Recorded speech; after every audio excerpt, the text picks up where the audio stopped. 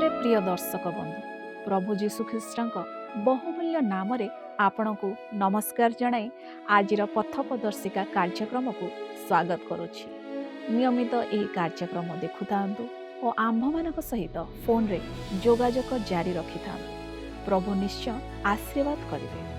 ଆଜିର ଅଧ୍ୟୟନରେ ଆମେ ଯେଉଁଠାରେ ଯୋସେଫ ଯାକୋବଙ୍କ ଶେଷ ସମୟରେ ତାଙ୍କୁ ସାକ୍ଷାତ କରୁଛନ୍ତି ଏବଂ ଯାକୋବ ଏଫ୍ରିୟମ ଓ ମନସ୍ସେଙ୍କୁ ଆଶୀର୍ବାଦ କରୁଛନ୍ତି।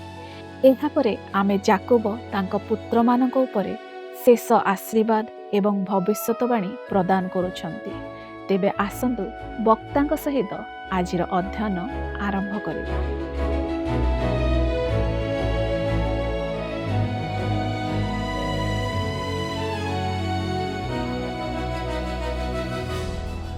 ଖ୍ରୀଷ୍ଟରେ ପ୍ରିୟ ଦର୍ଶକ ବନ୍ଧୁ ନମସ୍କାର। ଆଜିର ପଥ ପ୍ରଦର୍ଶିକା କାର୍ଯ୍ୟକ୍ରମକୁ ଆପଣଙ୍କୁ ସ୍ୱାଗତ କରୁଅଛି। ଆଜି ଆମେ ଆଉ ଏକ ନୂଆ ବିଷୟ ଅଧ୍ୟୟନ କରିବାକୁ ଯିବା। ତାହା ହେଲା ଆଦି ପୁସ୍ତକ 48 ପର୍ବ, ତାର 1 ପଦରୁ 49 ପର୍ବର 7 ପଦର ଶେଷ ଯାଏ। ଏହି ପର୍ବରେ ଆମେ ଦେଖୁ ଯେ ଯାକୋବଙ୍କ ଅସୁସ୍ଥତାରେ ଦେଖା କରିବାକୁ ଯାଉଛନ୍ତି ଓ ଯାକୋବ ଇଫ୍ରାଇମ୍ ଓ ମନସ୍ସେଙ୍କୁ ଆଶୀର୍ବାଦ କରୁଛନ୍ତି। ଆମକୁ ଏବ୍ରୀ 11 ପର୍ବ ତାର 21 ପଦରେ କୁହାଯାଇଛି, ବିଶ୍ୱାସ ଦ୍ୱାରା ଯାକୋବ ମୃତ୍ୟୁ ସମୟରେ ଯୋସେଫଙ୍କର ପ୍ରତ୍ୟେକ ପୁତ୍ରଙ୍କୁ ଆଶୀର୍ବାଦ କଲେ, ପୁଣି ଆପଣା ଯଷ୍ଟିର ଅଗ୍ରଭାଗରେ ଆଉଜି ପଡ଼ି ପ୍ରଣାମ କଲେ। ଏହି ପର୍ବ ଆମକୁ ଯାକୋବଙ୍କ ଆତ୍ମିକ ଜୀବନର ଅଭିବୃଦ୍ଧି ବିଷୟରେ କହେ, ଯାହା ତାଙ୍କ ଜୀବନର ଆରମ୍ଭରେ ଦେଖିବାକୁ ମିଳିନଥିଲା, ତାହା ବର୍ତ୍ତମାନ ଦେଖିବାକୁ ମିଳିଛି। ଏହା ଆଶ୍ଚର୍ଯ୍ୟର ବିଷୟ ଯେ ତାଙ୍କ ଆତ୍ମିକ ଜୀବନର କ୍ରମ ବିକାଶ ଘଟିଛି। ଗୋଟିଏ ମୁହୂର୍ତ୍ତରେ ଏହା ଘଟିନଥିଲା। ଆତ୍ମିକ ଜୀବନର ଚଲାପଥରେ ଯାଉ ଯାଉ ଏହା ଘଟିଛି। ପୁରୁଣା ସ୍ୱଭାବ ଅପସରି ଯାଇ ନୂତନ ସ୍ୱଭାବ ଦେଖାଦେଇଛି। ଧର୍ମଶାସ୍ତ୍ର ଆମକୁ କହେ, ଦ୍ୱିତୀୟ ପିତର ତାର 3 ପର୍ବ ତାର 18 ପଦରେ, ବରଞ୍ଚ ଆମମାନଙ୍କ ପ୍ରଭୁ ଓ ତ୍ରାଣକର୍ତ୍ତା ଯୀଶୁଖ୍ରୀଷ୍ଟଙ୍କ ଅନୁଗ୍ରହ ଓ ଜ୍ଞାନରେ ବୃଦ୍ଧି ପାଅ, ବର୍ତ୍ତମାନ ଓ ଅନନ୍ତକାଳ ପର୍ଯ୍ୟନ୍ତ ଗୌରବ ତାହାଙ୍କର। ଯାକୋବଙ୍କ ଜୀବନରେ ଆମେ ଦେଖୁ ଯେ ଆତ୍ମାଙ୍କ ଫଳ ବୃଦ୍ଧି ପାଇବା ପାଇଁ ଆମକୁ ଅପେକ୍ଷା କରିବାକୁ ପଡ଼ିବ। ଆମେ ଏହା ମଧ୍ୟ ଜାଣୁ ଯେ ଈଶ୍ୱର କୌଣସି ବିଷୟ ବଳପୂର୍ବକ କରିବାକୁ ଚାହାନ୍ତି ନାହିଁ। ସେଥିପାଇଁ ଆମକୁ ଧୈର୍ଯ୍ୟର ଆବଶ୍ୟକ। ଈଶ୍ୱର ଅତି ଧୈର୍ଯ୍ୟର ସହିତ ଯାକୋବଙ୍କ ସହ ବ୍ୟବହାର କରିଥିଲେ ଏବଂ ସେ ଆପଣଙ୍କ ଓ ମୋ ସହିତ ମଧ୍ୟ ଅତି ଧୈର୍ଯ୍ୟର ସହିତ ବ୍ୟବହାର କରିବେ। ଆଦି ପୁସ୍ତକ 48 ପର୍ବ ତାର 1ରୁ 3 ପଦରେ ଲେଖା ଅଛି, ସେହି ସବୁ ଘଟଣା ଉତ୍ତାରେ କେହି ଯୋସେଫଙ୍କୁ ସମ୍ବାଦ ଦେଇ କହିଲା, ଦେଖ, ତୁମ୍ଭ ପିତା ପୀଡ଼ିତ ଅଛନ୍ତି। ତହିଁରେ ସେ ଆପଣାର 2 ପୁତ୍ର ମନସ୍ସେ ଓ ଇଫ୍ରାଇମକୁ ସଙ୍ଗରେ ନେଇଗଲେ। ସେତେବେଳେ କେହି ଯାକୋବଙ୍କୁ କହିଲା, ଦେଖ, ତୁମ୍ଭ ପୁତ୍ର ଯୋସେଫ ତୁମ୍ଭ ନିକଟକୁ ଆସିଅଛି। ତହିଁରେ ଇସ୍ରାଏଲ ଆପଣାକୁ ସବଳ କରି ଶଯ୍ୟାରେ ଉଠି ବସିଲେ। ଅନନ୍ତର ଯାକୋବ ଯୋସେଫଙ୍କୁ କହିଲେ, କିଣାନ୍ ଦେଶରେ ଲୁସ୍ ନାମକ ସ୍ଥାନରେ ସର୍ବଶକ୍ତିମାନ ପରମେଶ୍ୱର ମୋତେ ଦର୍ଶନ ଦେଇ ଆଶୀର୍ବାଦ କରି ଏହା କହିଥିଲେ। କଳ୍ପନା କରିପାରୁଛନ୍ତି କି ଏହି ବୃଦ୍ଧ ଯାକୋବଙ୍କ ହୃଦୟରେ କିପରି ଶିହରଣ ଖେଳି ଯାଇଥିବ। ଏଠାକୁ ପ୍ରିୟ ପୁତ୍ର ଯୋସେଫ ନିଜର 2 ପୁଅଙ୍କ ସହ ଆସୁଛନ୍ତି। ଯାକୋବ କେବେ ସ୍ୱପ୍ନରେ ସୁଦ୍ଧା ଭାବିନଥିଲେ ଯେ ସେ ଯୋସେଫଙ୍କୁ ପୁଣି ଦେଖିବେ, କାରଣ ସେ ଭାବୁଥିଲେ ଯେ ତାଙ୍କୁ ହତ୍ୟା କରାଯାଇଛି। ସେ ଦେଖୁଛନ୍ତି ମିଶରରେ ଯୋସେଫଙ୍କୁ ଓ ବଡ଼ ପଦବୀରେ ଅଛନ୍ତି। ସେ ଅନୁଭବ କରିଥିବେ ଯେ କିପରି ଈଶ୍ୱର ତାଙ୍କ ଜୀବନରେ କାର୍ଯ୍ୟ କରୁଛନ୍ତି। ଯାକୋବ ବର୍ତ୍ତମାନ 17 ବର୍ଷ ଧରି ମିଶରରେ ଅଛନ୍ତି। ସେ ବୃଦ୍ଧ ହୋଇଯାଇଛନ୍ତି ଏବଂ ମୃତ୍ୟୁଶଯ୍ୟାରେ ଅଛନ୍ତି। ତଥାପି ସେ ନିଜର ସମସ୍ତ ଶକ୍ତି ଖଟାଇ ନିଜ ଶଯ୍ୟାର ଧାରରେ ବସିବାକୁ ଚେଷ୍ଟା କରୁଛନ୍ତି। ତାଙ୍କ ଚିନ୍ତା ସେହି ସମୟକୁ ଫେରିଯାଉଛି ଯେତେବେଳେ ଲୁଜ୍‌ଠାରେ ଈଶ୍ୱର ତାଙ୍କୁ ଦର୍ଶନ ଦେଇଥିଲେ ଏବଂ ସେ ଯୋସେଫଙ୍କୁ କହୁଛନ୍ତି, କିଣାନ୍ ଦେଶର ଲୁଜ୍‌ଠାରେ ସର୍ବଶକ୍ତିମାନ ଈଶ୍ୱର ମୋତେ ଦର୍ଶନ ଦେଇ ଆଶୀର୍ବାଦ କରିଥିଲେ। ଯାକୋବ ଏବେ ବହୁତ ବାଟ ଆଗେଇ ଆସିଛନ୍ତି। ବର୍ତ୍ତମାନ ଆମେ ଯାକୋବଙ୍କ ବିଶ୍ୱାସକୁ ଦେଖିପାରୁଛୁ। ସେ ଏବେ ଈଶ୍ୱରଙ୍କ ଉପରେ ଭରସା କରିଛନ୍ତି। ସେ ନିଜ ବିଷୟରେ ବଡ଼ାଇ କରୁନାହାନ୍ତି। ଜଣେ ଯୁବକ ଭାବରେ ସେ ଚତୁର ଥିଲେ ଏବଂ ସେ ଯାହା ଚାହୁଁଥିଲେ ତାହା ପାଇପାରୁଥିଲେ। କିଛି ହାସଲ କରିବା ପାଇଁ ସେ ଯେକୌଣସି ପନ୍ଥା ଆପଣାଇବା ପାଇଁ ଚାହୁଁଥିଲେ। କିନ୍ତୁ ଏବେ ସେ ଯେତେବେଳେ ନିଜ ଜୀବନକୁ ପଛକୁ ଫେରି ଚାହୁଁଛନ୍ତି, ତାଙ୍କର ମନେ ପଡ଼ୁଛି ଯେତେବେଳେ ବେଥେଲଠାରେ ଈଶ୍ୱର ତାଙ୍କୁ ଦର୍ଶନ ଦେଇଥିଲେ। ଯେତେବେଳେ ସେ ଫେରୁଥିଲେ, ସେ କହୁଛନ୍ତି, ଈଶ୍ୱର ସେଠାରେ ମୋତେ ଦର୍ଶନ ଦେଇଥିଲେ ଏବଂ ଈଶ୍ୱର ମୋତେ ଆଶୀର୍ବାଦ କରିଥିଲେ। ଏବେ ଆମେ ଯାକୋବଙ୍କ ବିଶ୍ୱାସ ଦେଖୁଛୁ। ଆଦି ପୁସ୍ତକ 48 ପର୍ବ ତାର 4 ପଦରେ ଲେଖା ଅଛି, ଦେଖ, ଆମ୍ଭେ ତୁମକୁ ପ୍ରଜାବନ୍ତ ଓ ବହୁବଂଶ କରିବା ଓ ତୁମ୍ଭଠାରୁ ନାନା ଜନସମାଜ ଉତ୍ପନ୍ନ କରିବା, ପୁଣି ତୁମ୍ଭ ଭବିଷ୍ୟତ ବଂଶକୁ ଅନନ୍ତକାଳୀନ ଅଧିକାର ନିମନ୍ତେ ଏହି ଦେଶ ଦେବା।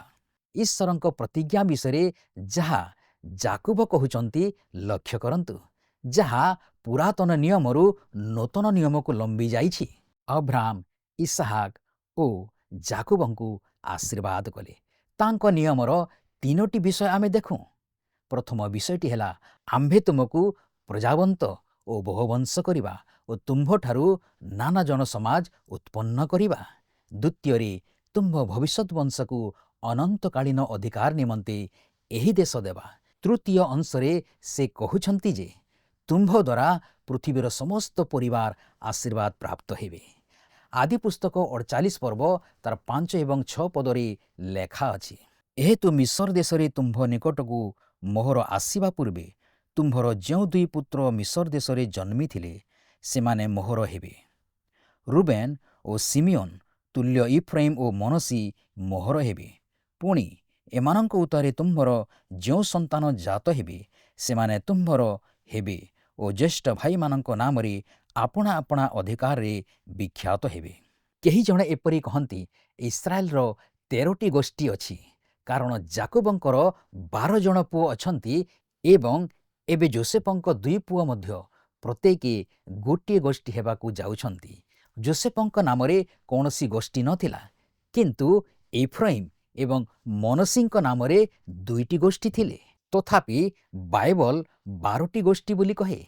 ଆପଣ ଦେଖନ୍ତୁ, ଲେବୀଙ୍କ ଗୋଷ୍ଠୀକୁ ଏକ ପୃଥକ ଗୋଷ୍ଠୀ ଭାବରେ ଗଣନା କରାଯାଇନଥିଲା।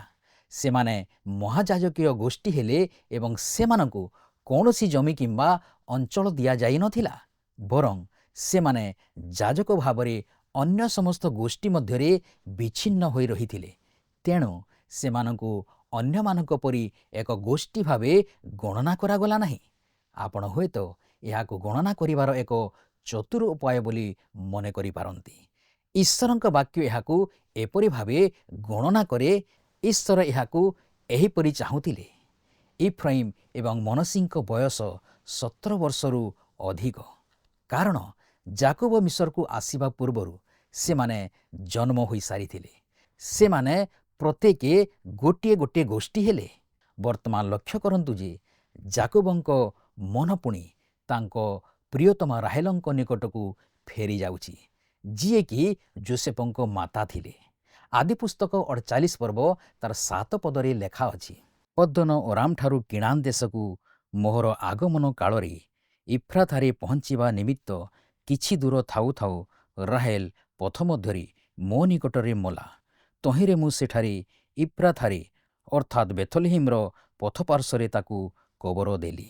ଯେତେବେଳେ ଆପଣ ଏବଂ ମୁଁ ଓ ଛୋଟ ସହର ବେଥଲେହେମ ଗୀତ ଗାଉ, ଆମେ ଯୀଶୁଙ୍କ ଜନ୍ମ ବିଷୟରେ ଚିନ୍ତା କରୁ, କିନ୍ତୁ ଯାକୋବ ତାଙ୍କ ପ୍ରିୟ ସ୍ତ୍ରୀଙ୍କ ମୃତ୍ୟୁ କଥା ଚିନ୍ତା କରିଥାନ୍ତି। ଆଦି ପୁସ୍ତକ 48 ପର୍ବ ତାର 8 ଏବଂ 9 ପଦରେ ଲେଖା ଅଛି, ଅନନ୍ତର ଇସ୍ରାଏଲ ଯୋସେଫଙ୍କର ପୁତ୍ରମାନଙ୍କୁ ଦେଖି ପଚାରିଲେ, ଏମାନେ କିଏ? ତହିଁରେ ଯୋସେଫ ପିତାଙ୍କୁ କହିଲେ, ଏମାନେ ମୋହର ପୁତ୍ର। ପରମେଶ୍ୱର ଏମାନଙ୍କୁ ଏହି ଦେଶରେ ମୋତେ ଦେଇଅଛନ୍ତି। ତେବେ ଇସ୍ରାଏଲ କହିଲେ, ବିନୟ କରୁଅଛି, ଏମାନଙ୍କୁ ମୋ ନିକଟକୁ ଆଣ, ମୁଁ ଏମାନଙ୍କୁ ଆଶୀର୍ବାଦ କରିବି। ଆପଣ କେବେ ଲକ୍ଷ୍ୟ କରିଛନ୍ତି କି ଇସାହାକ ଏବଂ ଯାକୋବ ଉଭୟ ବୃଦ୍ଧ ହେବା ପରେ ଦୃଷ୍ଟିଶକ୍ତି ଦୁର୍ବଳ ହୋଇଯାଇଥିଲା। ଆଦି ପୁସ୍ତକ 48 ପର୍ବ ତାର 10 ପଦରେ ଲେଖା ଅଛି, ସେ ସମୟରେ ଇସ୍ରାଏଲ ବୃଦ୍ଧାବସ୍ଥା ପ୍ରଯୁକ୍ତ କ୍ଷୀଣ ଦୃଷ୍ଟି ହେବାରୁ ସ୍ପଷ୍ଟ ରୂପେ ଦେଖିପାରିଲେ ନାହିଁ। ଏଣୁ ଯୋସେଫ ତାଙ୍କ କତିକି ସେମାନଙ୍କୁ ଆଣି ଦିଅନ୍ତେ, ସେ ସେମାନଙ୍କୁ ଚୁମ୍ବନ ଓ ଆଲିଙ୍ଗନ କଲେ। ହୁଏତ ପିଲାମାନେ ସେମାନଙ୍କ ପ୍ରତି ଜେଜେବାପାଙ୍କର ପ୍ରେମ ଦେଖି ଅଡ଼ୁଆ ଅନୁଭବ କରିଥାଇପାରନ୍ତି। ଆଦି ପୁସ୍ତକ 48 ପର୍ବ ତାର 11 ଏବଂ 12 ପଦରେ ଲେଖା ଅଛି। ପୁଣି ଇସ୍ରାଏଲ ଯୋସେଫଙ୍କୁ କହିଲେ, ମୁଁ ଭାବିଥିଲି ତୁମ୍ଭ ମୁଖ ଆଉ ମୁଁ ଦେଖିପାରିବି ନାହିଁ, ମାତ୍ର ଦେଖ ପରମେଶ୍ୱର ତୁମ୍ଭର ବଂଶ ମଧ୍ୟ ମୋତେ ଦେଖାଇଲେ। ତହୁଁ ଯୋସେଫ ପିତାଙ୍କର ଦୁଇ ଜଙ୍ଘ ମଧ୍ୟରୁ ସେମାନଙ୍କୁ ନେଇ ଆପେ ଭୂମିଷ୍ଠ ପ୍ରଣାମ କଲେ। ମୁଁ ଭାବୁଛି ସେମାନେ ଜେଜେବାପାଙ୍କ ଠାରୁ ଟିକିଏ ଦୂରକୁ ଯିବାକୁ ଚାହିଁଥିବେ। ଆଦି ପୁସ୍ତକ 48 ପର୍ବ ତାର 13 ପଦରେ ଲେଖା ଅଛି। ଅନନ୍ତର ଯୋସେଫ ସେ ଦୁହିଁକି ନେଇ ଆପଣା ଦକ୍ଷିଣ ହସ୍ତରେ ଇଫ୍ରାଇମକୁ ଧରି ଇସ୍ରାଏଲଙ୍କ ବାମ ଭାଗରେ ଓ ବାମ ହସ୍ତରେ ମନସିକି ଧରି ଇସ୍ରାଏଲଙ୍କ ଦକ୍ଷିଣ ଭାଗରେ ଉପସ୍ଥିତ କରାଇଲେ। ଯୋସେଫ ପିଲାମାନଙ୍କୁ ସେମାନଙ୍କ ଜେଜେବାପାଙ୍କ ନିକଟକୁ ଆଣୁଛନ୍ତି, ଯେପରି ସେ ସେମାନଙ୍କୁ ଆଶୀର୍ବାଦ କରିବେ, ଯିଏ ଇସ୍ରାଏଲଙ୍କ ଠାରୁ ଅଗ୍ରାଧିକାର ପାଇବ। ଆଦି ପୁସ୍ତକ 48 ପର୍ବ ତାର 14 ପଦରେ ଲେଖା ଅଛି। ତହିଁରେ ଇସ୍ରାଏଲ ଆପଣା ଦକ୍ଷିଣ ହସ୍ତ ବଢ଼ାଇ କନିଷ୍ଠ ଇଫ୍ରାଇମର ମସ୍ତକ ଉପରେ ରଖିଲେ, ପୁଣି ମନସିର ମସ୍ତକ ଉପରେ ବାମ ହସ୍ତ ରଖିଲେ। ସେ ବିବେଚନା ପୂର୍ବକ ଆପଣା ହସ୍ତ ଏ ରୂପ ଚଳାଇଲେ, କାରଣ ମନସି ପ୍ରଥମଜାତ ଥିଲା। ମନସିଙ୍କ ଅପେକ୍ଷା ଇଫ୍ରାଇମ ଜଣେ ନେତା ହେବାକୁ ଯାଉଥିଲେ। ପରବର୍ତ୍ତୀ ସମୟରେ ଆମେ ଦେଖିବାକୁ ପାଇବା ଯେ ଗଣନା ପୁସ୍ତକରେ ବର୍ଣ୍ଣନା କରାଯାଇଥିବା ଅନୁଯାୟୀ ମରୁଭୂମି ଯାତ୍ରା ସମୟରେ ମନସିଙ୍କ ବଂଶ ଇଫ୍ରାଇମଙ୍କ ବଂଶ ପତାକା ତଳେ ଅଗ୍ରସର ହୋଇଥିଲେ। ଝିଅସିଅ ଇଫ୍ରାଇମ ବଂଶରୁ ହିଁ ଆସିଥିଲେ ଏବଂ ସେହି ବଂଶରୁ ଅନେକ ମହାପୁରୁଷ ଜନ୍ମଗ୍ରହଣ କରିଥିଲେ। ଏହା ଅଧିକାରପ୍ରାପ୍ତ ବଂଶ ହୋଇପାରିଥିଲା, ଏଥିରେ କୌଣସି ସନ୍ଦେହ ନାହିଁ। ଆପଣ ଦେଖିଲେ କ'ଣ ଘଟିଲା? ଯଦିଓ ଯାକୋବଙ୍କୁ ଭଲ ଭାବେ ଦେଖାଯାଉନଥିଲା, ତଥାପି ଯୋସେଫ କ'ଣ କରୁଛନ୍ତି ସେ ସେଇଟା ଜାଣିପାରୁଥିଲେ। ଯୋସେଫ ବଡ଼ ପୁଅକୁ ଯାକୋବଙ୍କ ଡାହାଣ ହାତ ପଟକୁ ଏବଂ ସାନ ପୁଅକୁ ବାମ ହାତ ପଟକୁ ରଖିଥିଲେ। ତେଣୁ ବୃଦ୍ଧ ଯାକୋବ କ'ଣ କଲେ? ସେ କେବଳ ନିଜ ହାତ ଦୁଇଟିକୁ ବଦଳାଇ ଦେଲେ। ସେ ନିଜ ହାତକୁ ଛକି ପରି କରିଦେଲେ ଏବଂ ନିଜର ଡାହାଣ ହାତକୁ ସାନ ପୁଅ ମୁଣ୍ଡ ଉପରେ ରଖିଲେ। କାହିଁକି ସେ ଏହା କଲେ? ଦୁଇ ପୁଅ ପ୍ରତି ତାଙ୍କର ପ୍ରେମ ଥିଲା, ସେଥିରେ ସନ୍ଦେହ ନାହିଁ। ସେମାନେ ଯୋସେଫଙ୍କ ପୁଅ। ସେ ଜାଣିଶୁଣି ଛୋଟ ପୁଅକୁ ଆଶୀର୍ବାଦ କରୁଛନ୍ତି। ହୁଏତ ସେ ସାନ ହୋଇଥିବାରୁ ଆଶୀର୍ବାଦ ପାଇଛନ୍ତି। ଏହା ମନୋହର ବ୍ୟବସ୍ଥା ଯାହା ବାଇବଲରେ ବର୍ଣ୍ଣନା କରାଯାଇଛି। ଈଶ୍ୱର ପ୍ରାକୃତିକ ଜନ୍ମ ସହିତ ନୂତନ ଜନ୍ମ ପ୍ରାପ୍ତ ବ୍ୟକ୍ତିଙ୍କୁ ଚାହାନ୍ତି। ଈଶ୍ୱର ପ୍ରାକୃତିକ ମଣିଷକୁ ବାଛନ୍ତି ନାହିଁ, କି ଅବା କୌଣସି ବ୍ୟକ୍ତିକୁ ତାଙ୍କର ପ୍ରାକୃତିକ ଦକ୍ଷତା କାରଣରୁ ବାଛନ୍ତି ନାହିଁ। ଆଦି ପୁସ୍ତକ 48 ପର୍ବ ତାର 15 ପଦରେ ଲେଖା ଅଛି। ଅନନ୍ତର ସେ ଯୋସେଫଙ୍କୁ ଆଶୀର୍ବାଦ କରି କହିଲେ, ଯେଉଁ ପରମେଶ୍ୱରଙ୍କ ସାକ୍ଷାତରେ ମୋହର ପୂର୍ବପୁରୁଷ ଅବ୍ରାମ ଓ ଇସାହାକ ଗମନାଗମନ କରିଥିଲେ, ଯେଉଁ ପରମେଶ୍ୱର ଜନ୍ମାବଧି ଆଜି ପର୍ଯ୍ୟନ୍ତ ମୋତେ ପ୍ରତିପାଳନ କରିଅଛନ୍ତି। ଯାକୋବ ଆତ୍ମିକ ଭାବେ ଉଚ୍ଚ ସୋପାନରେ ପହଞ୍ଚିଛନ୍ତି। କହୁଛନ୍ତି, ଯେଉଁ ପରମେଶ୍ୱର ଜନ୍ମାବଧି ଆଜି ପର୍ଯ୍ୟନ୍ତ ମୋତେ ପ୍ରତିପାଳନ କରିଅଛନ୍ତି। ଆଦି ପୁସ୍ତକ 48 ପର୍ବ ତାର 16 ପଦରେ ଲେଖା ଅଛି। ଯେଉଁ ଦୂତ ସମସ୍ତ ଆପଦରୁ ମୋତେ ମୁକ୍ତ କରିଅଛନ୍ତି, ସେ ଏହି ବାଳକମାନଙ୍କୁ ଆଶୀର୍ବାଦ କରନ୍ତୁ। ଏମାନେ ମୋ ନାମରେ ଓ ମୋହର ପୂର୍ବପୁରୁଷ ଅବ୍ରାମ ଓ ଇସାହାକଙ୍କ ନାମରେ ବିଖ୍ୟାତ ହେଉନ୍ତୁ। ପୁଣି ଏମାନେ ଦେଶ ମଧ୍ୟରେ ବୃଦ୍ଧି ପାଇ ଲୋକାରଣ୍ୟ ହେଉନ୍ତୁ। ଯେଉଁ ଦୂତ ସମସ୍ତ ଆପଦରୁ ମୋତେ ମୁକ୍ତ କରିଅଛନ୍ତି, ସେ ଏହି ବାଳକମାନଙ୍କୁ ଆଶୀର୍ବାଦ କରନ୍ତୁ। ସର୍ବଶକ୍ତିମାନ ମୁକ୍ତିକର୍ତ୍ତାଙ୍କ ବ୍ୟତୀତ କୌଣସି ବିଷୟରେ ସେ ଗର୍ବ କରୁନାହାନ୍ତି।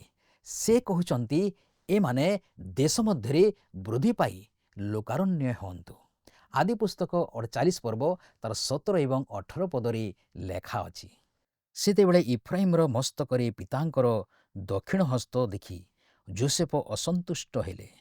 ଏହେତୁ ଇଫ୍ରାଇମର ମସ୍ତକରୁ ମନସିର ମସ୍ତକରେ ତାହା ସ୍ଥାପନ କରିବାକୁ ପିତାଙ୍କର ହସ୍ତ ଉଠାଇ କହିଲେ, ପିତ, ଏପରି ନୁହେଁ, ଏଇ ଜଣ ଜ୍ୟେଷ୍ଠ, ଏହାର ମସ୍ତକରେ ଦକ୍ଷିଣ ହସ୍ତ ଦିଅ। ବୃଦ୍ଧ ଯାକୋବଙ୍କ ପ୍ରତିକ୍ରିୟା ଦେଖନ୍ତୁ। ଆଦି ପୁସ୍ତକ 48 ପର୍ବ 19 ପଦରେ ଲେଖା ଅଛି। ମାତ୍ର ତାଙ୍କର ପିତା ଅସମ୍ମତ ହୋଇ କହିଲେ, ହେ ପୁତ୍ର, ତାହା ମୁଁ ଜାଣେ, ମୁଁ ଜାଣେ ସେ ମଧ୍ୟ ଏକ ଗୋଷ୍ଠୀ ହେବ ଓ ସେ ମଧ୍ୟ ମହାନ ହେବ, ମାତ୍ର ତାହାର କନିଷ୍ଠ ଭ୍ରାତା ତାହାଠାରୁ ଅଧିକ ମହାନ ହେବ ଓ ତାହାର ବଂଶ ବହୁ ଗୋଷ୍ଠୀକ ହେବେ। ତାହାର ବଂଶ ବହୁ ଗୋଷ୍ଠୀ ହେବେ, ତାହା ଦେଖିବା ଗୁରୁତ୍ୱପୂର୍ଣ୍ଣ। ଯୋସେଫଙ୍କୁ ଏହାକୁ ଗ୍ରହଣ କରିବାକୁ ହେବ, କାରଣ ସେ ବୃଦ୍ଧ ନୁହନ୍ତି। ସେ ସବୁଠାରୁ ସାନ ହେଲେ ମଧ୍ୟ ତାଙ୍କ ସନ୍ତାନମାନଙ୍କୁ ଆଶୀର୍ବାଦ ଦିଆଗଲା। ଆଦି ପୁସ୍ତକ 48 ପର୍ବ ତାର 20 ଏବଂ 21 ପଦରେ ଲେଖା ଅଛି। ସେହିଦିନ ସେ ସେମାନଙ୍କୁ ଆଶୀର୍ବାଦ କରି କହିଲେ, ଇସ୍ରାଏଲ ବଂଶ ଆଶୀର୍ବାଦ କରିବା ସମୟରେ ତୁମମାନଙ୍କ ନାମ ଧରି କହିବେ, ପରମେଶ୍ୱର ତୁମକୁ ଇଫ୍ରାଇମ୍ ଓ ମନସ୍ସେ ତୁଲ୍ୟ କରନ୍ତୁ। ଏହି ପ୍ରକାରେ ସେ ମନସ୍ସେଠାରୁ ଇଫ୍ରାଇମ୍‌କୁ ଅଗ୍ରଗଣ୍ୟ କଲେ। ଆଉ ଇସ୍ରାଏଲ ଯୋସେଫଙ୍କୁ କହିଲେ, ଦେଖ ମୁଁ ମରୁଅଛି, ମାତ୍ର ପରମେଶ୍ୱର ତୁମମାନଙ୍କ ସଙ୍ଗରେ ଥିବେ ଓ ତୁମମାନଙ୍କୁ ପୁନର୍ବାର ପୈତୃକ ଦେଶକୁ ନେଇଯିବେ। ଈଶ୍ୱରଙ୍କ ଉପରେ ଯାକୋବଙ୍କର ବିଶ୍ୱାସ ଦେଖନ୍ତୁ। ଆଦି ପୁସ୍ତକ 48 ପର୍ବ ତାର 22 ପଦରେ ଲେଖା ଅଛି, ମୁଁ ଆପଣା ଖଡ଼୍ଗ ଓ ଧନୁ ଦ୍ୱାରା ଇମୋରୀୟମାନଙ୍କ ହସ୍ତରୁ ଯେଉଁ ଅଂଶ ପାଇଅଛି, ତୁମ୍ଭ ଭ୍ରାତୃଗଣ ଅପେକ୍ଷା ସେହି ଅଧିକ ଅଂଶ ତୁମ୍ଭକୁ ଦେଲି। ଯୋସେଫ ନିଜର ଦୁଇ ପୁଅଙ୍କ ମାଧ୍ୟମରେ ଅନ୍ୟ ଭାଇମାନଙ୍କ ତୁଳନାରେ ଉତ୍ତରାଧିକାରୀ ଅଧିକ ପାଇବେ। ଯାକୋବ ବ୍ୟକ୍ତିଗତ ଭାବେ ଯୋସେଫଙ୍କୁ ଉପହାର ଦେଇଥିଲେ, ଯାହା ଆମେ ଯୋହନ 4 ପର୍ବ ତାର 5 ପଦରେ ଦେଖୁଁ। ଆସନ୍ତୁ ବର୍ତ୍ତମାନ 49 ପର୍ବ ଉପରେ ଆଲୋଚନା କରିବା, ଯେଉଁଠାରେ ଯାକୋବଙ୍କୁ ମୃତ୍ୟୁଶଯ୍ୟାରେ ଆପଣ ସନ୍ତାନମାନଙ୍କୁ ଆଶୀର୍ବାଦ କରୁଥିବା ଦେଖୁଁ। ଏହା ହେଉଛି ଆଉ ଏକ ଅସାଧାରଣ ପର୍ବ, କାରଣ ଏହା ବୃଦ୍ଧ ଯାକୋବଙ୍କ ମୃତ୍ୟୁଶଯ୍ୟାର ଦୃଶ୍ୟ। ପ୍ରକୃତରେ ପୂର୍ବ ପର୍ବରେ ଆମେ ତାଙ୍କୁ ସେହି ମୃତ୍ୟୁଶଯ୍ୟାରେ ଦେଖିଥିଲୁ, ଯେତେବେଳେ ସେ ନିଜକୁ ଶକ୍ତିଶାଳୀ କରି ଶଯ୍ୟା ଉପରେ ବସିଲେ ଏବଂ ଯୋସେଫଙ୍କ ପୁତ୍ରମାନଙ୍କୁ ଆଶୀର୍ବାଦ ପ୍ରଦାନ କଲେ। ତାହାପରେ ଯାକୋବଙ୍କର ଅନ୍ୟ ସମସ୍ତ ପୁତ୍ରମାନେ ଭିତରକୁ ଆସିଲେ। ବର୍ତ୍ତମାନ ତାଙ୍କ ଚାରିପାଖରେ ତାଙ୍କର ସମସ୍ତ 12 ଜଣ ପୁତ୍ର ଉପସ୍ଥିତ ଥିଲେ। ସେ ସେମାନଙ୍କ ମଧ୍ୟରୁ ପ୍ରତ୍ୟେକଙ୍କ ପାଇଁ ଏକ ବିଦାୟକାଳୀନ ବାର୍ତ୍ତା ରଖିଛନ୍ତି। ଆଦି ପୁସ୍ତକ 49 ପର୍ବ ତାର 1 ପଦରେ ଲେଖା ଅଛି, ଅନନ୍ତର ଯାକୋବ ଆପଣା ପୁତ୍ରମାନଙ୍କୁ ଡାକି କହିଲେ, ତୁମ୍ଭେମାନେ ଏକତ୍ର ହୁଅ, ଶେଷ କାଳରେ ତୁମମାନଙ୍କ ପ୍ରତି ଯାହା ଘଟିବ ତାହା ତୁମମାନଙ୍କୁ କହୁଅଛି। ଆମେ ଦେଖିବାକୁ ପାଇବା ଯେ ବାଇବଲରେ କିଛି ନିର୍ଦ୍ଦିଷ୍ଟ ନିର୍ଦ୍ଦେଶ ବାରମ୍ବାର ବ୍ୟବହୃତ ହୋଇଛି। ସେଥିମଧ୍ୟରୁ ଗୋଟିଏ ହେଉଛି ଶେଷ ସମୟରେ ଘଟିବାକୁ ଯାଉଥିବା ଘଟଣା। ଇସ୍ରାଏଲ ଜାତିର ଶେଷ ସମୟ ଏବଂ ମଣ୍ଡଳୀର ଶେଷ ସମୟ ମଧ୍ୟରେ ପାର୍ଥକ୍ୟ ରହିଛି। ଏଠାରେ ଏକ ସ୍ପଷ୍ଟ ଆଧ୍ୟାତ୍ମିକ ବିଭାଜନ କରିବା ଆବଶ୍ୟକ। ବର୍ତ୍ତମାନ ଯାକୋବ ଇସ୍ରାଏଲ ଜାତିର ଶେଷ ସମୟ ବିଷୟରେ କହୁଛନ୍ତି ଏବଂ ତାଙ୍କ ପୁଅମାନଙ୍କ ଠାରୁ ଆରମ୍ଭ ହେବାକୁ ଥିବା 12ଟି ବଂଶ ସହିତ ସେତେବେଳେ କ'ଣ ଘଟିବ ସେହି ବିଷୟରେ ଆଲୋଚନା କରୁଛନ୍ତି। ସେହି ସମୟରେ ମୁଁ ଏହି ଗୋଷ୍ଠୀଗୁଡ଼ିକ ପାଇଁ କରାଯାଇଥିବା ଭବିଷ୍ୟବାଣୀଗୁଡ଼ିକର କିପରି ପୂର୍ଣ୍ଣ ହେବ ବୁଝିପାରିଲି ଏବଂ ପ୍ରଶଂସା କଲି। ବିଶେଷ କରି ମୋଶାଙ୍କ ଦ୍ୱାରା ଦ୍ୱିତୀୟ ବିବରଣ 33 ପର୍ବରେ ଦିଆଯାଇଥିବା ବିଷୟ। ଆମେ ଇସ୍ରାଏଲକୁ 12ଟି ଭାଗରେ ବିଭକ୍ତ କରି ଏହାକୁ ଆହୁରି ସ୍ପଷ୍ଟ ଭାବେ ବୁଝିପାରିବା ଏବଂ ଏହା ଜାଣିପାରିବା ଯେ ଈଶ୍ୱର ସେହି 12 ଗୋଷ୍ଠୀର ପ୍ରତ୍ୟେକଙ୍କ ବିଷୟରେ କିଛି ନା କିଛି କହିଛନ୍ତି। କେବଳ ସେହି ଜାତି ସମ୍ବନ୍ଧୀୟ ଭବିଷ୍ୟବାଣୀଗୁଡ଼ିକ ପୂରଣ ହୋଇନାହିଁ, ବରଂ ପ୍ରତ୍ୟେକ ଗୋଷ୍ଠୀ ବିଷୟରେ କରାଯାଇଥିବା ଭବିଷ୍ୟବାଣୀ ମଧ୍ୟ ପୂରଣ ହୋଇଛି। ମୋର ବନ୍ଧୁ, ଏହା ପ୍ରକୃତରେ ଅତ୍ୟନ୍ତ ଆଶ୍ଚର୍ଯ୍ୟଜନକ ବିଷୟ। ଏହି ପର୍ବରେ ଆମେ ଶେଷ ସମୟରେ ପ୍ରତ୍ୟେକ ଗୋଷ୍ଠୀ ସହିତ କ'ଣ ଘଟିବ ସେହି ଭବିଷ୍ୟବାଣୀଗୁଡ଼ିକୁ ଦେଖିବା। ଯଦିଓ ସେଥିମଧ୍ୟରୁ କେତେକ ପୂରଣ ହୋଇସାରିଛି, ତଥାପି ସେଗୁଡ଼ିକ ମଧ୍ୟରୁ ଅଧିକାଂଶ ସମ୍ପୂର୍ଣ୍ଣ ରୂପେ ପୂରଣ ହେବା ପାଇଁ ଅପେକ୍ଷା କରିଛି।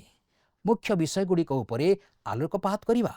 ଆଦି ପୁସ୍ତକ 49 ପର୍ବ ତାର 2 ପଦରେ ଲେଖା ଅଛି, ହେ ଯାକୋବର ପୁତ୍ରଗଣ, ଏକତ୍ର ହୋଇ ଶୁଣ ଓ ତୁମମାନଙ୍କ ପିତା ଇସ୍ରାଏଲର ବାକ୍ୟ ଶୁଣ। ଏବେ ସେହି ବୃଦ୍ଧ ବ୍ୟକ୍ତି ଜଣକ ଶଯ୍ୟା ଉପରେ ଉଠି ବସିଛନ୍ତି। ମୁଁ ତାଙ୍କର ଏପରି କିଛି ଚିତ୍ର ଦେଖିଛି ଯେଉଁଥିରେ ସେ ଶଯ୍ୟାରେ ଏମିତି ଶୋଇଛନ୍ତି ଯେପରିକି ସେ ନିଜ ମୁଣ୍ଡ ମଧ୍ୟ ଟେକିବାକୁ ସମର୍ଥ ନୁହନ୍ତି। କିନ୍ତୁ ତାହା ସତ୍ୟ ନୁହେଁ, ସେ ନିଜ ବାଡ଼ି ଉପରେ ଆଉଜି ପଡ଼ି ରହିଥିଲେ। ଏବ୍ରୀ 11 ପର୍ବ ତାର 21 ପଦରେ କହେ, ଯାକୁବ ଯଷ୍ଟିର ଅଗ୍ରଭାଗରେ ଆଉଜି ପଡ଼ିଲେ। ଆଦି ପୁସ୍ତକ 49 ପର୍ବ ତାର 3 ଏବଂ 4 ପଦରେ ଲେଖା ଅଛି, ହେ ରୁବେନ, ତୁମ୍ଭେ ମୋର ପ୍ରଥମଜାତ ପୁତ୍ର, ମୋହର ବଳ ଓ ମୋ ଶକ୍ତିର ପ୍ରଥମ ଫଳ, ପୁଣି ମହିମାରେ ପ୍ରଧାନ ଓ ପରାକ୍ରମରେ ପ୍ରଧାନ। ତୁମ୍ଭେ ଉଚ୍ଛଳିତ ଜଳତୁଲ୍ୟ। ତୁମ୍ଭର ପ୍ରଧାନତା ରହିବ ନାହିଁ, କାରଣ ତୁମ୍ଭେ ଆପଣା ପିତୃଶଯ୍ୟାକୁ ଗମନ କଲ, ତେବେ ତାହା ଅଶୁଚି କଲ, ସେ ମୋହର ଶଯ୍ୟାକୁ ଗଲା। ଏହି ପିତୃପୁରୁଷମାନେ ବଂଶାନୁକ୍ରମିକ ମହତ୍ତ୍ୱପୂର୍ଣ୍ଣ ଗୁଣକୁ ଚିହ୍ନି ପାରିଲେ, ଯାହାକୁ ନେଇ ଆଜିର ସମୟରେ ଅନେକ ଚିନ୍ତା ପ୍ରକାଶ କରାଯାଏ। ଯେପରି ପିତା ସେପରି ପୁତ୍ର। ଯାକୁବ ଏହାକୁ ଅନୁଭବ କରି କହୁଛନ୍ତି ଯେ ଏହି ବାଳକ ରୁବେନ ଅନେକାଂଶରେ ତାଙ୍କରି ପରି। ଯାକୁବଙ୍କ ଯୌବନ ସମୟର ଅବସ୍ଥା ଯେପରି ଜଳ ପରି ଅସ୍ଥିର ବୋଲି ବର୍ଣ୍ଣନା କରୁଛନ୍ତି, ଏହା ତାଙ୍କର ଜ୍ୟେଷ୍ଠ ପୁତ୍ରଙ୍କ ପାଇଁ ମଧ୍ୟ ସତ୍ୟ ଥିଲା। ତୁମ୍ଭର ପ୍ରଧାନତା ରହିବ ନାହିଁ। ରୁବେନ କେବେ ହେଲେ ତାହା କରିପାରିଲେ ନାହିଁ। ସେ କେବେ ହେଲେ ପ୍ରଥମ ସ୍ଥାନ ଅଧିକାର କରିପାରିଲେ ନାହିଁ। ଆଜିର ସମୟରେ ମଧ୍ୟ ଅନେକ ଲୋକ ସେହିପରି ଅଛନ୍ତି। ସେମାନେ ନିଜ ସ୍ଥିତିରେ ସନ୍ତୁଷ୍ଟ ଏବଂ ଜୀବନରେ ଶ୍ରେଷ୍ଠ କରିବାକୁ ଚାହାନ୍ତି ନାହିଁ। ଯାକୁବ ଏଠାରେ ରୁବେନଙ୍କ ବିଷୟରେ ଯେଉଁ ବିଷୟ କହିଛନ୍ତି, ତାହା ଏକ ଅତ୍ୟନ୍ତ ଅପ୍ରୀତିକର। ଆମେ ଯେତେବେଳେ ଆଦି ପୁସ୍ତକ ପଢ଼ୁଥିଲୁ, ମୁଁ ସେହି ବିଷୟରେ ବେଶୀ କିଛି କହିନଥିଲି। ସମାଜରେ ସାହିତ୍ୟ, ନାଟକ, ଚଳଚ୍ଚିତ୍ର ଏବଂ ଟେଲିଭିଜନରେ ଆମେ ଅନେକ କୁତ୍ସିତ ବିଷୟ ଦେଖିଥାଉ, ଯାହା ବିରକ୍ତିକର। ଈଶ୍ୱର ଚାହାନ୍ତି ନାହିଁ ଯେ ଆମେ ମଣିଷର ପାପ ବିଷୟରେ ଚିନ୍ତା କରୁ। ସେ ଫିଲିପିଓ 4 ପର୍ବ ତାର 8 ପଦରେ କହନ୍ତି, ଅବଶେଷରେ ହେ ଭ୍ରାତୃଗଣ, ଯାହା ଯାହା ସତ୍ୟ, ଯାହା ଯାହା ଆଦରଣୀୟ, ଯାହା ଯାହା ଯଥାର୍ଥ, ଯାହା ଯାହା ବିଶୁଦ୍ଧ, ଯାହା ଯାହା ପ୍ରୀତିଭାଜନ, ଯାହା ଯାହା ସୁଖ୍ୟାତିଯୁକ୍ତ, ଯେକୌଣସି ସଦ୍ଗୁଣ ଓ ପ୍ରଶଂସାର ବିଷୟ ଥାଏ, ସେହି ସମସ୍ତ ବିଷୟ ଚିନ୍ତା କର। ଈଶ୍ୱର ମନୁଷ୍ୟର ପାପ ବିଷୟ କହନ୍ତି, ଯେପରି ଆମେ ଜାଣିପାରିବା। ପରବର୍ତ୍ତୀ 2 ଜଣ ପୁଅଙ୍କୁ ଏକାଠି ଶ୍ରେଣୀଭୁକ୍ତ କରାଯାଉଛି। ସେମାନେ 2 ଭାଇ ଥିଲେ ଏବଂ ଲେଆଙ୍କର ପୁତ୍ର ଥିଲେ। ଆଦି ପୁସ୍ତକ 49 ପର୍ବ ତାର 5 ପଦରେ ଲେଖା ଅଛି, ସିମିଓନ ଓ ଲେବି 2 ସହୋଦର, ସେମାନଙ୍କ ଖଡ଼୍ଗ ଦୌରାତ୍ମ୍ୟର ଅସ୍ତ୍ର। ଆପଣଙ୍କର ମନେଥିବ ସେମାନେ କିପରି ସିକିମର ସାଲେମ ନଗରକୁ ଯାଇ ସେଠାକାର ସମସ୍ତ ଅଧିବାସୀମାନଙ୍କୁ ହତ୍ୟା କରିଥିଲେ, କାରଣ କେବଳ ଜଣେ ବ୍ୟକ୍ତି ସେମାନଙ୍କ ନିଜ ଭଉଣୀଙ୍କୁ ଧର୍ଷଣ କରିବାରେ ଦୋଷୀ ଥିଲେ। ସେମାନେ ସମ୍ପୂର୍ଣ୍ଣ ସହର ଉପରେ ନିଜର ପ୍ରତିଶୋଧ ନେଇଥିଲେ। ଅବଶ୍ୟ ସେମାନେ ଏପରି କରିବା ଉଚିତ ନଥିଲା ଏବଂ ଯାକୁବ ସେମାନଙ୍କୁ ଏହି ବିଷୟ ମନେ ପକାଇ ଦେଉଛନ୍ତି। ଆଦି ପୁସ୍ତକ 49 ପର୍ବ ତାର 6 ଏବଂ 7 ପଦରେ ଲେଖା ଅଛି, ହେ ମୋହର ପ୍ରାଣ, ସେମାନଙ୍କ ଗୁପ୍ତ ମନ୍ତ୍ରଣାରେ ପ୍ରବେଶ କର ନାହିଁ। ହେ ମୋହର ଗୌରବ, ତୁମ୍ଭେ ସେମାନଙ୍କ ସଭାରେ ମିଳିତ ହୁଅ ନାହିଁ, କାରଣ ସେମାନେ କ୍ରୋଧରେ ନରହତ୍ୟା କଲେ ଓ ସ୍ୱେଚ୍ଛାଚାରିତାରେ ରାଜହତ୍ୟା କଲେ। ସେମାନଙ୍କ କ୍ରୋଧ ଅଭିଶପ୍ତ ହେଉ, କାରଣ ତାହା ପ୍ରଚଣ୍ଡ ଥିଲା। ସେମାନଙ୍କ କୋପ ଅଭିଶପ୍ତ ହେଉ, କାରଣ ତାହା ନିଷ୍ଠୁର ଥିଲା। ମୁଁ ଯାକୁବ ମଧ୍ୟରେ ସେମାନଙ୍କୁ ବିଭାଗ କରିବି ଓ ଇସ୍ରାଏଲ ମଧ୍ୟରେ ଛିନ୍ନ ଭିନ୍ନ କରିବି। ଲେବୀଙ୍କ କ୍ଷେତ୍ରରେ ଆମେ ଈଶ୍ୱରଙ୍କ ଆଶ୍ଚର୍ଯ୍ୟଜନକ ଅନୁଗ୍ରହର ଏକ ନିଦର୍ଶନ ଦେଖିବାକୁ ପାଉଁ। ଏହା ସତ୍ୟ ଯେ ସେମାନେ ସମଗ୍ର ଇସ୍ରାଏଲ ମଧ୍ୟରେ ବିକ୍ଷିପ୍ତ ହୋଇ ରହିଲେ, କିନ୍ତୁ ଏହାର କାରଣ ଥିଲା ଯେ ସେମାନଙ୍କୁ ଯାଜକୀୟ ବଂଶ ଭାବରେ ଗଠନ କରାଗଲା। ଏହା କେବଳ ଈଶ୍ୱରଙ୍କ ଅନୁଗ୍ରହ ହିଁ ଥିଲା, ଯାହା ଲେବୀଙ୍କ ପରି ଜଣେ ନିର୍ଦ୍ଦୟ ବ୍ୟକ୍ତିଙ୍କୁ ନେଇ ତାଙ୍କୁ ଯାଜକୀୟ ବଂଶର ମୁଖ୍ୟ ଭାବରେ ପ୍ରତିଷ୍ଠିତ କରାଗଲା। ଏହା କେବଳ ଈଶ୍ୱରଙ୍କ ଅନୁଗ୍ରହ ହିଁ ଆମ ପରି ପାପୀମାନଙ୍କୁ ପରିବର୍ତ୍ତିତ କରି ଏକ ଯାଜକୀୟ ରାଜ୍ୟରେ ପରିଣତ କରିଛି। ଆଜି ସମସ୍ତ ବିଶ୍ୱାସୀମାନେ ହେଉଛନ୍ତି ଯାଜକ। ସେମାନଙ୍କ ମଧ୍ୟରେ ପରିବର୍ତ୍ତିତ ମଦ୍ୟପ, ପରିବର୍ତ୍ତିତ ବେଶ୍ୟା ଏବଂ ପରିବର୍ତ୍ତିତ ହତ୍ୟାକାରୀମାନେ ମଧ୍ୟ ଅଛନ୍ତି। ସେମାନେ କିପରି ଈଶ୍ୱରଙ୍କ ରାଜ୍ୟରେ ଯାଜକ ହୋଇପାରିଲେ? ଠିକ୍ ଯେପରି ଆମେ ସମସ୍ତେ ହେଇଛୁ ଈଶ୍ୱରଙ୍କ ସେହି ଆଶ୍ଚର୍ଯ୍ୟଜନକ ଅନୁଗ୍ରହ ଦ୍ୱାରା। ପ୍ରଥମ ପିତର 1 ପର୍ବ ତାର 18 ଏବଂ 19 ପଦ କହେ, ଯେଣୁ ତୁମ୍ଭେମାନେ ଜାଣ ଯେ ତୁମମାନଙ୍କ ପିତୃପୁରୁଷମାନଙ୍କ ଠାରୁ ପ୍ରାପ୍ତ ପରମ୍ପରାଗତ ନିରର୍ଥକ ଆଚାର ବ୍ୟବହାରରୁ ରୂପା କି ସୁନା ପରି କ୍ଷୟଣୀୟ ବସ୍ତୁ ଦ୍ୱାରା ମୁକ୍ତ ନ ହୋଇ, ବରଂ ନିଖୁନ୍ତ ଓ ନିଷ୍କଳଙ୍କ ମେଷଶାବକ ସଦୃଶ ଖ୍ରୀଷ୍ଟଙ୍କ ବହୁମୂଲ୍ୟ ରକ୍ତରେ ମୁକ୍ତ ହୋଇଅଛ। ପ୍ରଥମ ପିତର 2 ପର୍ବ ତାର 5 ପଦ କହେ, ତାହାଙ୍କ ନିକଟକୁ ଆସି ତୁମ୍ଭେମାନେ ମଧ୍ୟ ଯୀଶୁଖ୍ରୀଷ୍ଟଙ୍କ ଦ୍ୱାରା ଈଶ୍ୱରଙ୍କ ନିକଟରେ ସୁଗ୍ରାହ୍ୟ ଆତ୍ମିକ ବଳି ଉତ୍ସର୍ଗ କରିବା ନିମନ୍ତେ ପବିତ୍ର ଯାଜକବର୍ଗ ହେବା ପାଇଁ ଜୀବନ୍ତ ପ୍ରସ୍ତର ସ୍ୱରୂପ ହୋଇ ଗୋଟିଏ ପାରମାର୍ଥିକ ଗୃହ ରୂପରେ ନିର୍ମିତ ହୁଅ। କାହା ବିଷୟରେ ସେ କହୁଛନ୍ତି? ଯେଉଁମାନେ ଯୀଶୁଙ୍କ ରକ୍ତ ଦ୍ୱାରା ପରିଷ୍କୃତ। ଆପଣ କ'ଣ ଏଥିରେ ବିଶ୍ୱାସ କରୁଛନ୍ତି? ସମୟ ଶେଷ ହେଲାଣି, ଆସନ୍ତୁ ପ୍ରାର୍ଥନା କରିବା। ମଙ୍ଗଳମୟ ପ୍ରଭୁ, ଆମେ ତୁମକୁ ଧନ୍ୟବାଦ ଦେଉଅଛୁ। ଆଜିର ସୁନ୍ଦର ବାକ୍ୟ ଦ୍ୱାରା ଆମମାନଙ୍କୁ ତୁମେ କଢ଼ାଇ ଆଣିଲ। ଆଜିର ବାକ୍ୟ ମଧ୍ୟରେ ଯାହା କିଛି ପ୍ରଭୁ ଆମେ ଶିକ୍ଷା ଲାଭ କରିଅଛୁ, ସେ ସମସ୍ତ ବିଷୟକୁ ବୁଝିବା ନିମନ୍ତେ ଆମମାନଙ୍କୁ ତୁମେ ସାହାଯ୍ୟ କର। ଆମ ପ୍ରତ୍ୟେକ ଭାଇ ଭଉଣୀମାନଙ୍କୁ ତୁମେ ଆଶୀର୍ବାଦ କର। ସେମାନଙ୍କର ଯତ୍ନ ତତ୍ତ୍ୱ ତୁମେ ନିଅ। ସେମାନଙ୍କର ସମସ୍ତ ବନ୍ଧୁବର୍ଗମାନଙ୍କୁ ମଧ୍ୟ ତୁମେ ଆଶୀର୍ବାଦ କର। ଧନ୍ୟବାଦ ଦେଉଛୁ ପ୍ରଭୁ, ଆମମାନଙ୍କର ପ୍ରାର୍ଥନା ତୁମେ ଶୁଣିଛ। ଗୌରବ ସମ୍ଭ୍ରମ ମହିମା କେବଳ ତୁମକୁ ଦେଇ ଯୀଶୁଙ୍କ ନାମରେ ଏହି ପ୍ରାର୍ଥନା ମାଗୁଅଛୁ, ଆମେନ୍। ବହୁତ ବହୁତ ଧନ୍ୟବାଦ। ପ୍ରଭୁ ଆପଣମାନଙ୍କୁ ଆଶୀର୍ବାଦ କରନ୍ତୁ। ଧନ୍ୟବାଦ।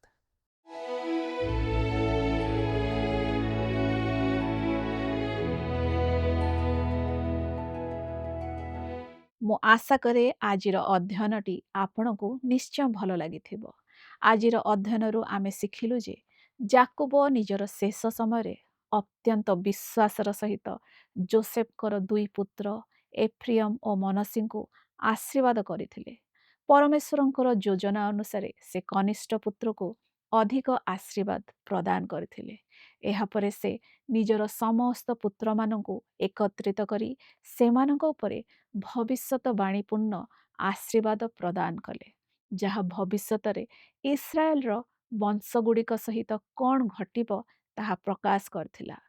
ପରବର୍ତ୍ତୀ ଅଧ୍ୟୟନରେ ଆମେ ଯାକୋବଙ୍କ ଶେଷ ବାଣୀ ଏବଂ ତାଙ୍କର ମୃତ୍ୟୁ ବିଷୟରେ ଦେଖିବା। ପ୍ରିୟ ବନ୍ଧୁ, ଏହି କାର୍ଯ୍ୟକ୍ରମରେ ଆପଣଙ୍କ ମନରେ ଯଦି କିଛି ପ୍ରଶ୍ନ ଥାଏ, ତେବେ ଆମ ସହିତ ଯୋଗାଯୋଗ କରନ୍ତୁ। ଆମେ ଆପଣଙ୍କ ଫୋନ୍ କଲ୍ର ଅପେକ୍ଷାରେ ଅଛୁ। ଈଶ୍ୱର ଆପଣଙ୍କୁ ଆଶୀର୍ବାଦ କରନ୍ତୁ। ରହିଲୁ, ନମସ୍କାର। ଗତ ପ୍ରଶ୍ନର ଉତ୍ତରଟି ହେଉଛି ଡି 147। ଆଜିର ପ୍ରଶ୍ନଟି ହେଉଛି ରାହେଲଙ୍କୁ କେଉଁ ସ୍ଥାନରେ କବର ଦିଆଗଲା? ଏ ବୈତଲେହେମର ପଥ ପାର୍ଶ୍ୱରେ, ବି ମିଶରରେ, ସି ଇସ୍ରାଏଲରେ, ଡି ପାଲେଷ୍ଟାଇନରେ। ଏହି ପ୍ରଶ୍ନର ଉତ୍ତର ଆସନ୍ତାକାଲି ସନ୍ଧ୍ୟା 6ଟା ମଧ୍ୟରେ ଅପସନ୍ ମଧ୍ୟରୁ ସଠିକ୍ ଉତ୍ତର ବାଛି ଆପଣଙ୍କ ନାମ ଓ ସମ୍ପୂର୍ଣ୍ଣ ଠିକଣା ସହିତ 9777221415 ଫୋନ୍ ନମ୍ବରରେ SMS କିମ୍ବା ହ୍ୱାଟ୍ସଆପ୍ ଦ୍ୱାରା ଆମକୁ ଜଣାଇବାକୁ ଅନୁରୋଧ।